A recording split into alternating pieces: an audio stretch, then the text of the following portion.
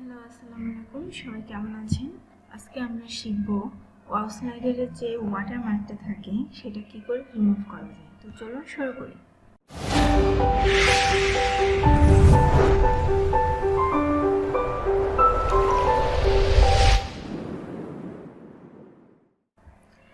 ফার্স্টে আপনি wow স্লাইডারটা open করবেন।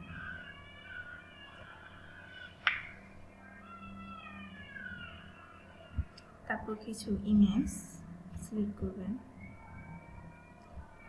তো আমি 3টা ইমেজ সিলেক্ট করলাম। ব্যাস,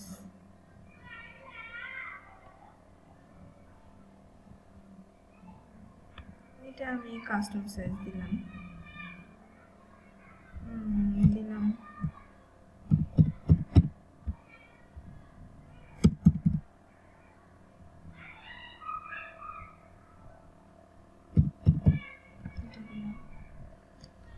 ওকে, আর মাল্টিপল ইফেক্টটা দিলাম।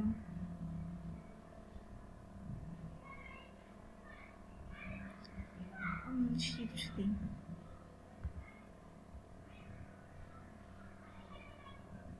ওকে, তো চলুন, তো সেভ দ্য সিস্টেম। এটা আমি আপনার ডেস্কটপে সেভ করলাম। ডেস্কটপে না, ডকুমেন্টসে সেভ করলাম। ওকে, সেভ।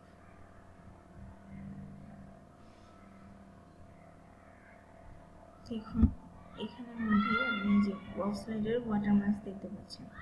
তো আমি এটা এখন কীভাবে রিমুভ করবো সেটাই দেখাবো। ওকে,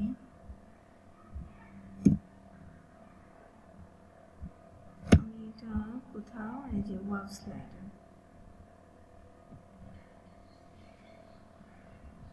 তো ফার্স্টে আমি কি করব, এখানে ডাটা ইঞ্জিন নামের এই যে এখানে যে কোয়ারি, যে ওয়াও স্লাইডার, এটা রাইট বাটন ক্লিক করে নোটপ্যাডে ওপেন করব। তো এখানে সার্চ কোথায়, সার্চ বাটন ফাইন্ড। ওকে, ফাইন্ড, এটা ফাইন্ড দ্য টেক্সট। পেয়ে গেছি। এই যে এটা এখন আমি শো না দিয়ে ডট হাইড দিই, যে হাইড দিলাম। সেভ করি।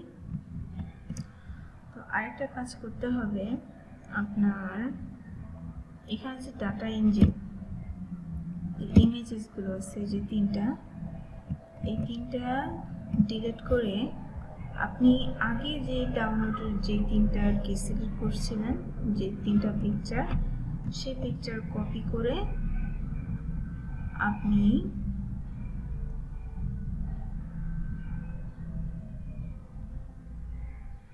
এখানে সেভ করে দিবেন।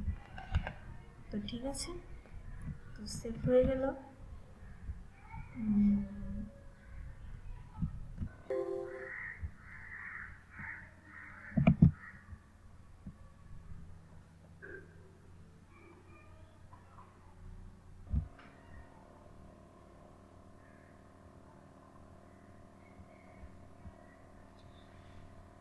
পিকচারে কোনো ওয়াটারমার্ক নেই। তো এখন যদি আপনি চান এটা আপনি ওয়াও স্লাইডারে কীভাবে, ওয়াও স্লাইডারের এই ইমেজগুলো স্লাইডারটা কীভাবে আপনি আপনার ASP.NET-MVC-তে মানে ট্রান্সফার করবেন, সেটারও আমি লিঙ্ক ডিসক্রিপশন বক্সে দিয়ে দেবো। তো থ্যাংক ইউ সো মাচ আমার ভিডিওটি দেখার জন্য।